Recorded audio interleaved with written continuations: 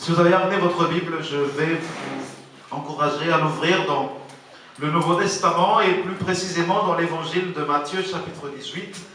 Et nous allons lire le verset 2. Peut-être auriez-vous déjà entendu parler de ce passage, mais il est bon pour nous ce matin d'y revenir, de découvrir une vérité que Dieu voudrait bien nous enseigner ce matin. Matthieu, chapitre 18, et nous allons lire le verset 2 et le verset 3. Jésus, ayant appelé un petit enfant, le plaça au milieu d'eux et dit: je vous le dis en vérité, si vous ne vous convertissez et si vous ne devenez comme les petits enfants, vous n'entrerez pas dans le royaume des cieux. Wow. Donc Jésus là, il est en train de nous dire qu'il y a une condition essentielle pour entrer dans le royaume de Dieu.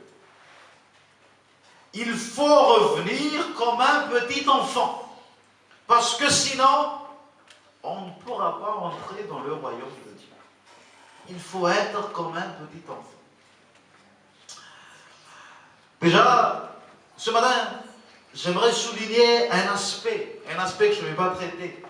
La Bible ne nous demande pas de faire ce qu'un enfant fait.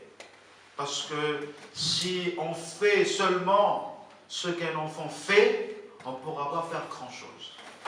Déjà, l'enfant, le bébé, moi j'ai un bébé, et mon bébé ne mange pas beaucoup de choses. Le bébé ne mange que le bois plutôt que le lait, et ne mange que peu de choses.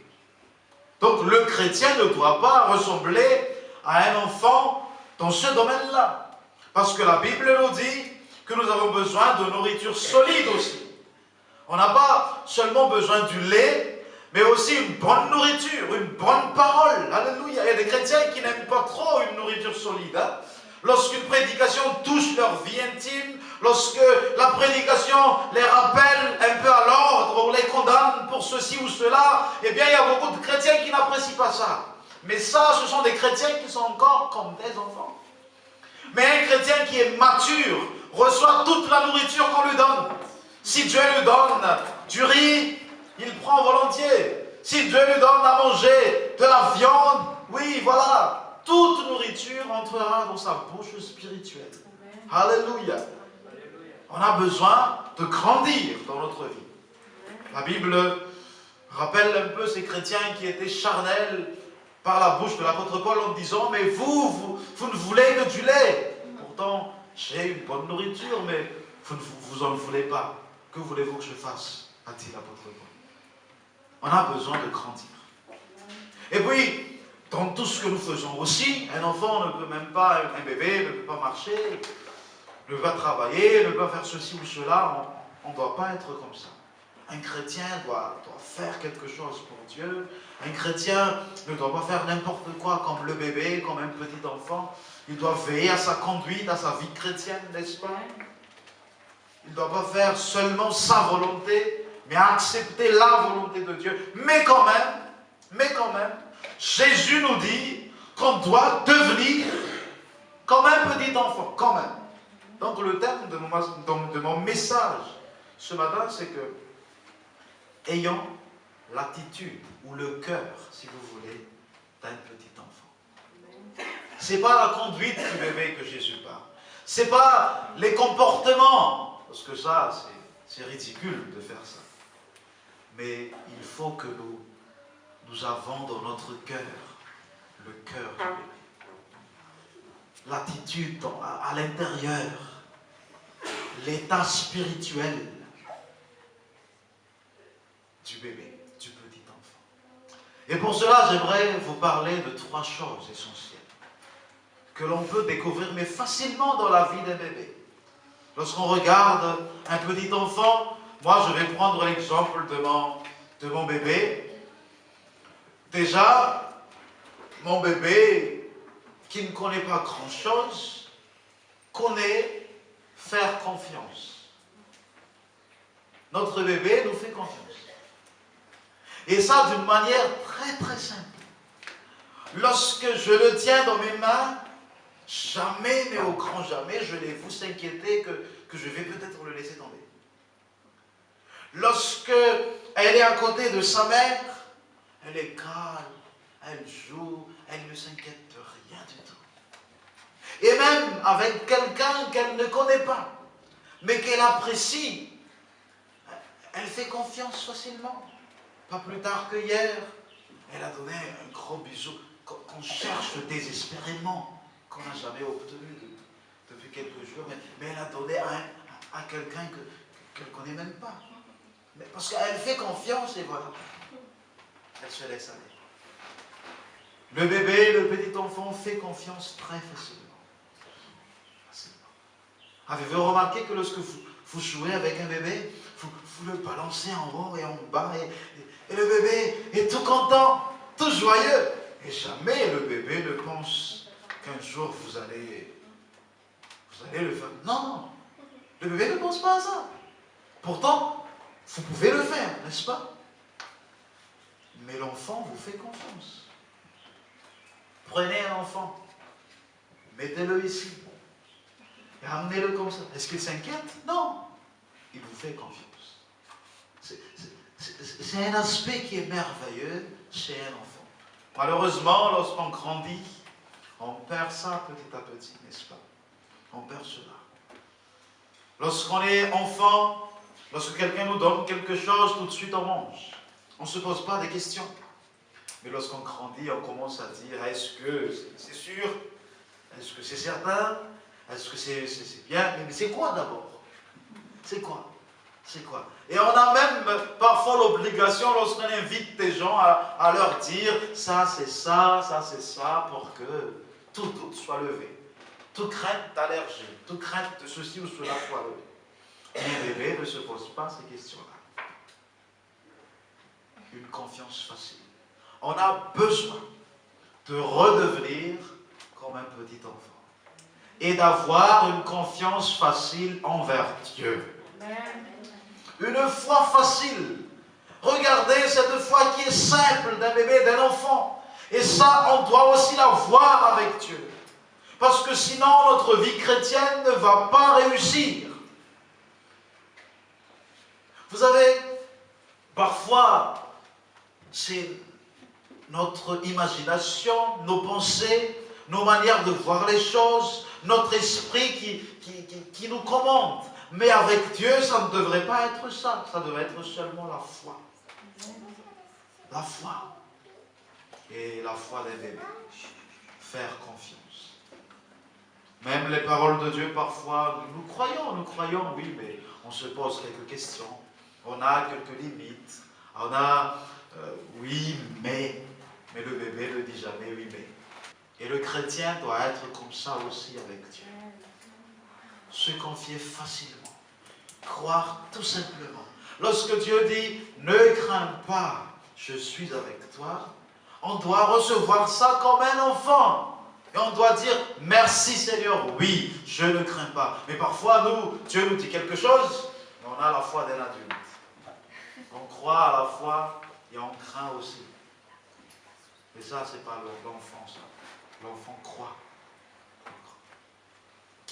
Ça fait maintenant, alors, 1 heure que vous vous êtes assis sur cette chaise.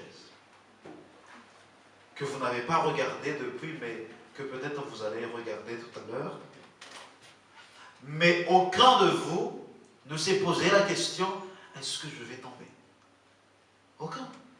Parce que vous savez que dans une église, normalement, on vérifie les chaises, que tout est bon, et on n'a pas à s'inquiéter de l'état des chaises, n'est-ce pas? Aucun.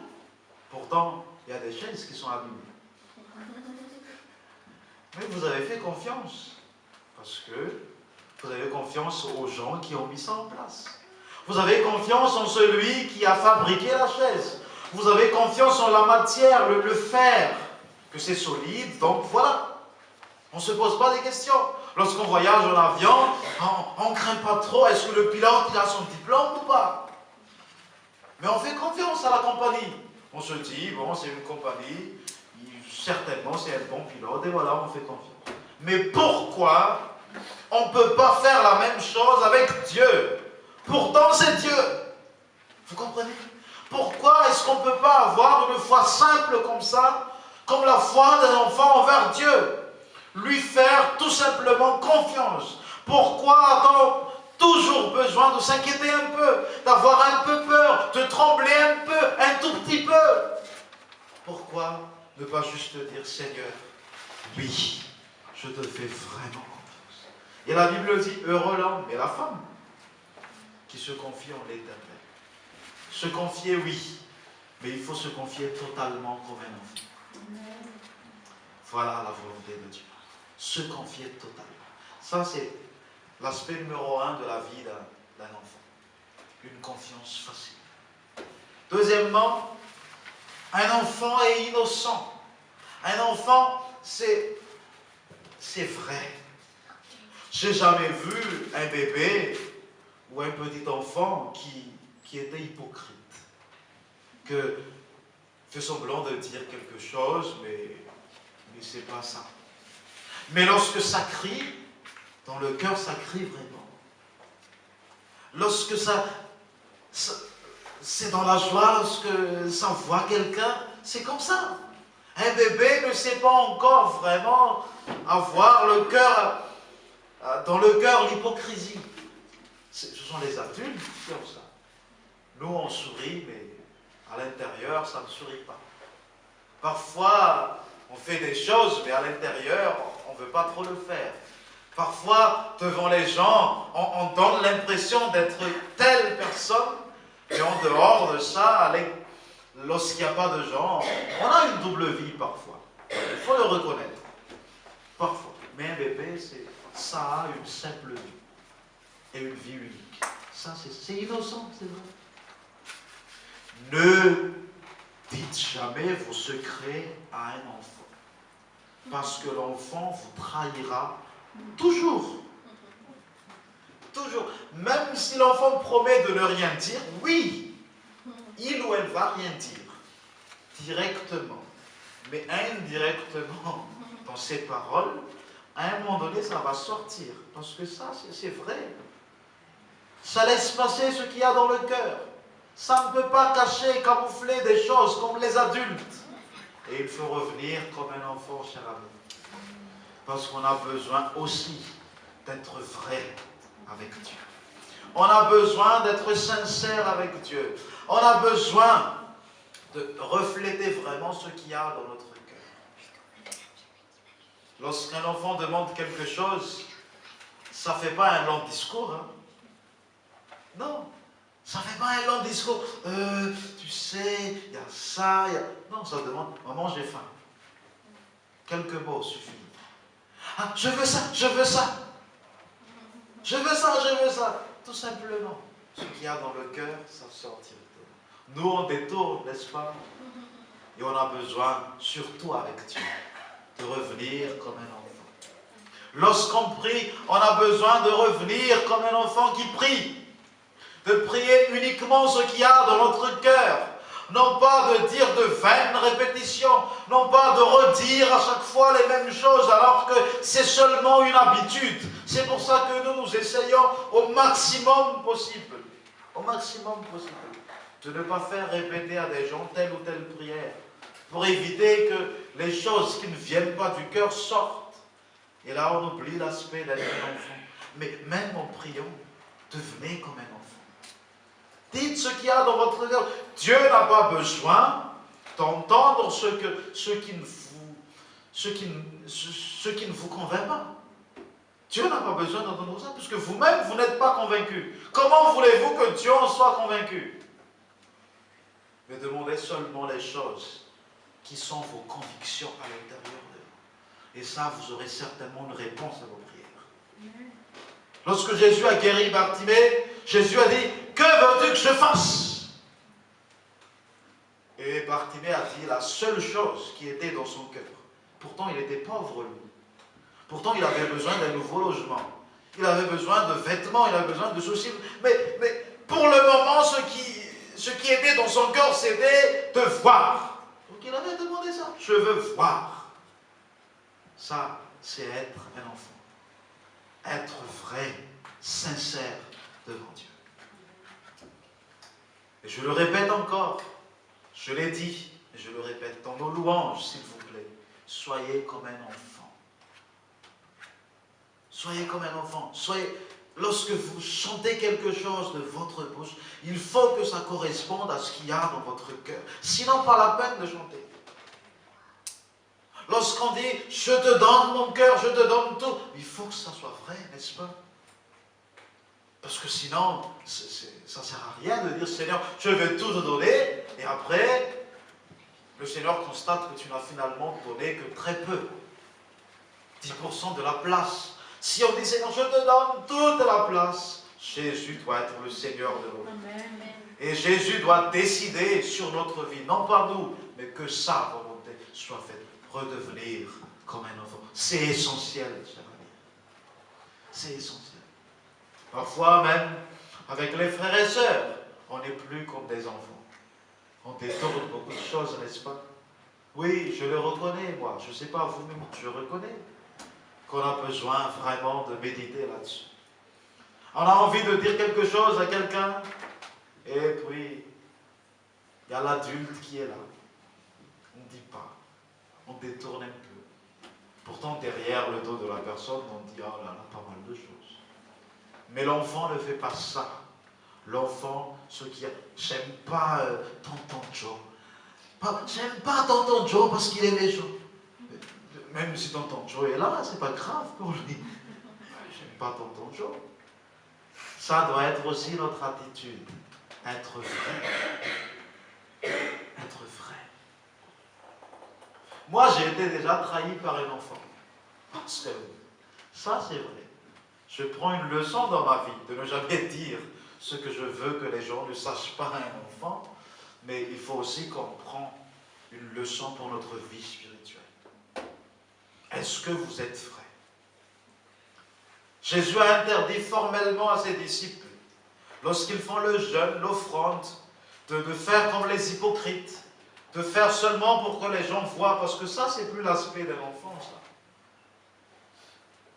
Mais lorsqu'on jeûne, restons humbles, soyons vrais, soyons sincères et honnêtes devant Dieu. Alléluia. Et troisièmement, lorsque vous regardez un enfant, c'est que c'est enthousiaste. L'enfant est la personne la plus enthousiaste qu'on peut jamais voir.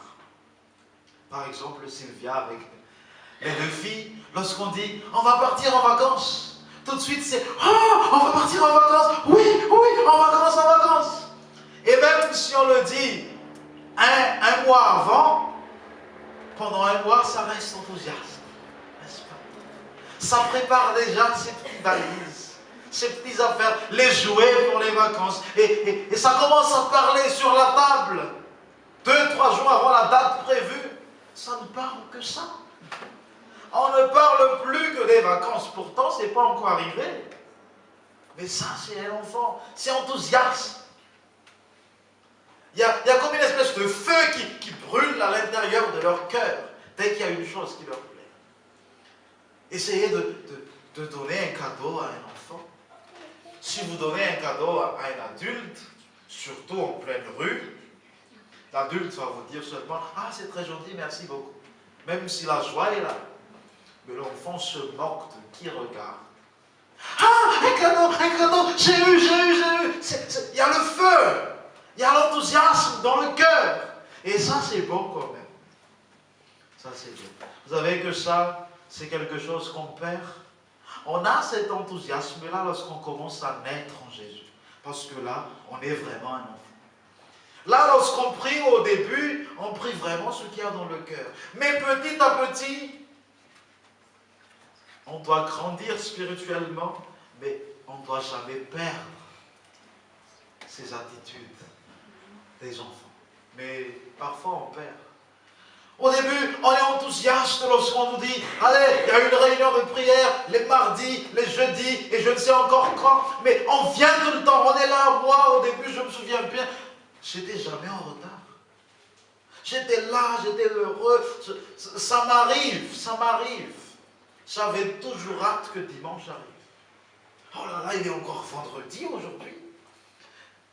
Quand arrive dimanche?